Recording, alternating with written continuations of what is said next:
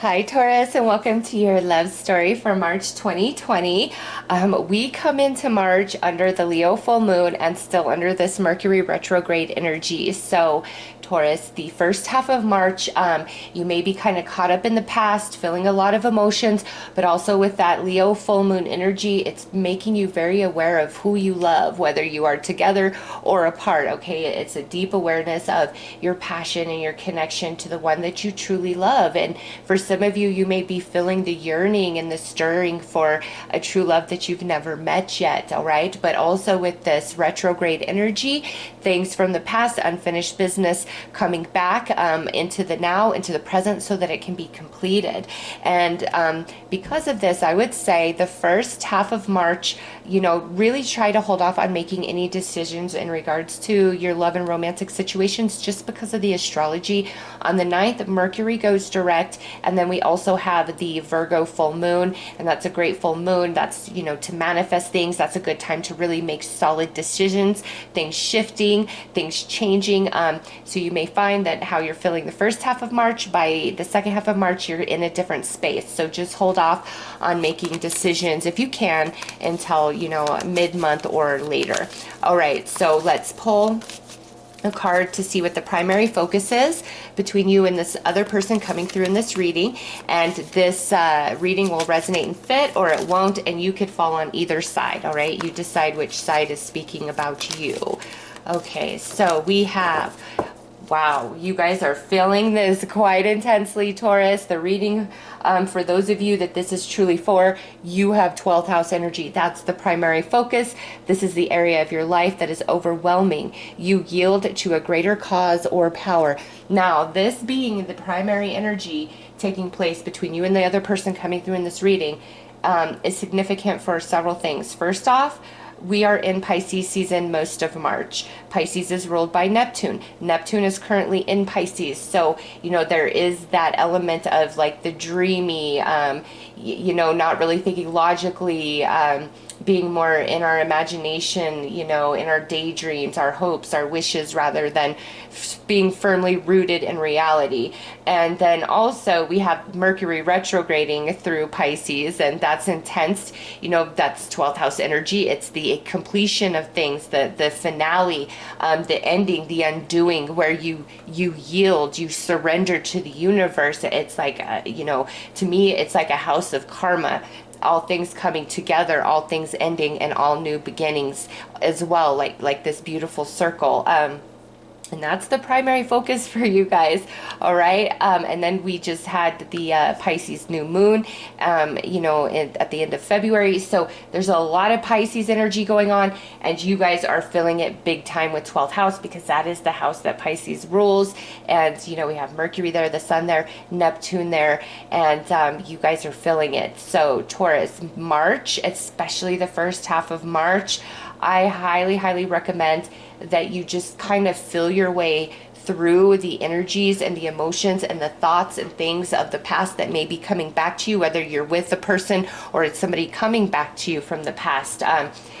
Just kind of move through those emotions rather than, oh my gosh, freaking out or feeling like you have to make a decision or act right away. I really feel that the way you feel the first 2 weeks of March, by the end of March, you're just in a different space. Because there's some major cycle completing for you attached to romantic relationships. And the Leo is ruled by the sun, and we're still under that Leo full moon energy till we have the Virgo full moon. And the sun is all about things coming to light, things standing out, as well as deep, deep, deep healing that is needed. Okay, so let's pull some more cards to look deeper at you and the other person coming through. Some of you guys could really be overcoming something quite heavy that you've been dealing with for a while within a very specific relationship, or just in romance in general. Major life soul lesson completing for Taurus here. Okay, so we have hope. That is very, very good to come out. This is second chances. This is forgiveness. So one person in this connection through this process, this major completion, is ready to forgive, is ready to give a second chance, is ready to just leave the past behind and start anew, start fresh, because you know that when the sun moves into Aries, which is I believe is around the 20th of March, that's the start of the zodiac new year. So there's definitely could be a new beginning going on, especially, you know, this person 100% on board for that. On the other side, we have the Wheel of Fortune. So this is positive, this is destiny, this is a shift of affection in a very, very positive sense. So on this side, this person is shifting in a positive way. On this side, this person is shifting in a positive way. So it's as if this person had to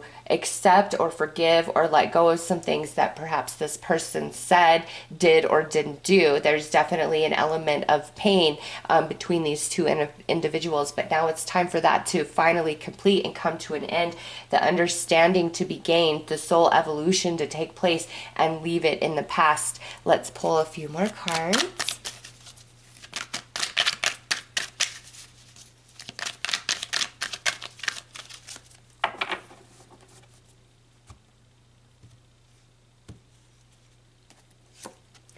Love yourself. And twin flame recognition. Okay. Yeah, this is definitely two people who have been through some things. And I do feel over here has hurt this person, has really screwed things up at certain points. And now this person has gone through quite a bit, definitely at a soul level, and has learned to love self, has learned to become strong within self, which changes the dynamic, all right, of the energy that's put off. And now over here, this Wheel of Fortune is shifting to that twin flame recognition, full appreciation and love and admiration for this person over here. And because there's such a shift going on, I feel that's what brings in this willingness for forgiveness and to give a second chance. Now, you know, to forgive and give a second chance could be talking about people who are together, but there's a lot of emotional distance because of things that have happened. And now, you know, both parties are deciding to focus 100% on the relationship equally. Okay. And then it could also mean outright full on separation.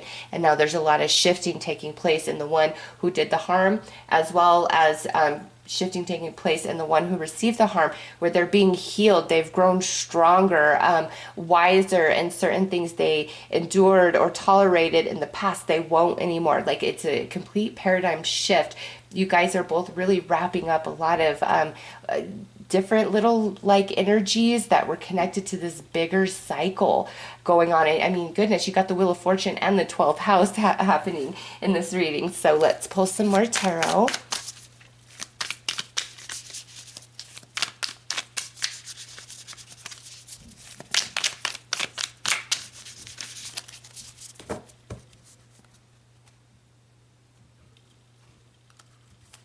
All right, so we have the movement of Pentacles.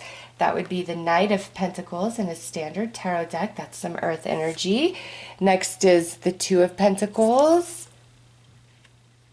I really feel like this is representing March, just how you feel different from, you know, the beginning and then to the end. And then look at this, you have Judgment, and there it is. Here we have color, and then here we're upside down and out of color. So another confirmation of how you're going to feel differently by the end, like maybe significantly different than what you were feeling. And then, you know, again, the Two Pentacles there is the twin flame energy.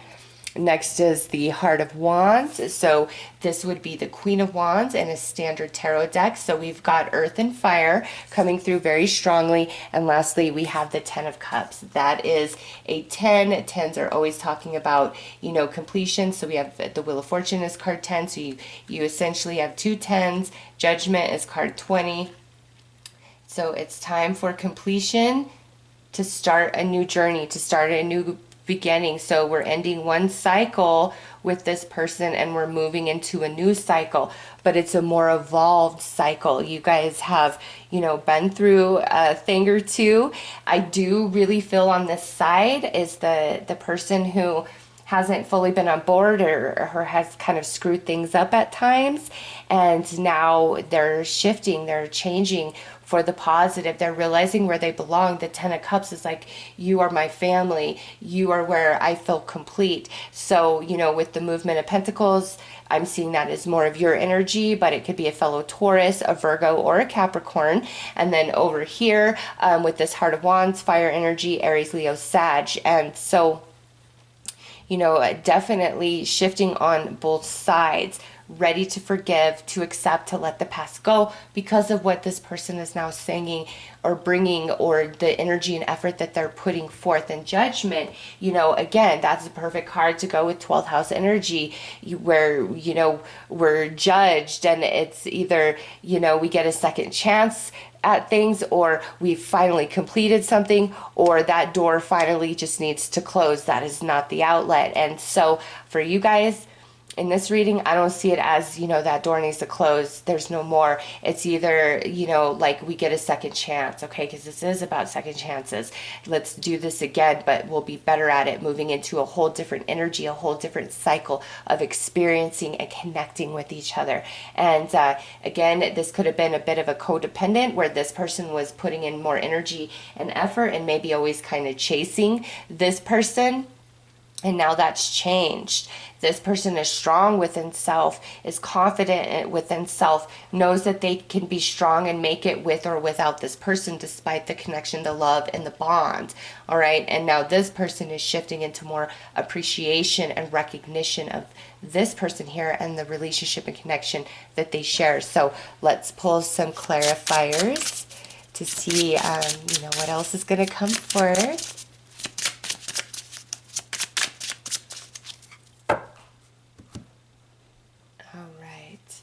So we have separation, and that's coming out over here. So again, that could be outright physical separation, or that could be there's been a lot of emotional distance and disconnection within a committed relationship. And now we have a date coming out, and you know, this does say meet somebody new, get back out there, but I don't feel it's like a date with somebody new. It's like a date with the new versions of yourself, all right? And it's moving into that new phase, that new cycle of energy. And now we have a self-indulgence. We have not enough. And we have a cassette. Okay, so there has been damage, but there is still a lot of love and connection on both sides of this reading for each other. And this side coming into recognition of who they are, what they are, and the way their actions have impacted this other person. This person kind of getting out of a codependent type of energy and becoming very strong and sound and independent within themselves, mentally, emotionally, and spiritually.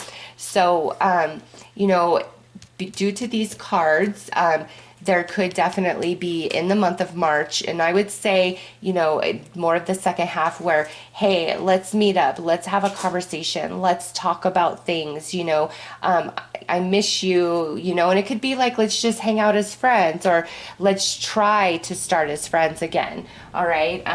Again, you know, it'll be different for each of you, but there is definitely like this coming back together of energies and a big time shift and change in this person over here. So because we had separation, I am going to pull some heart and soul messages to see, you know, unspoken words, or just kind of take the temperature of the heart, of the soul of, you know, the person you are separated from, whether it's outright physical separation or you guys are just, you know, there's emotional distance and disconnection.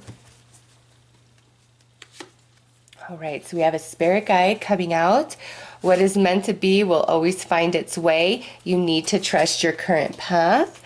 All right, so we've got that. Oh, my cat. I'm like, he's chewing. I'm sure you could hear that. And I'm like, what does he have? He found one of my fossils. No, baby. No. I don't know where he got this, but he literally just pulled this out. This is a fossil. And he just destroyed it. Oh, a silly kitty.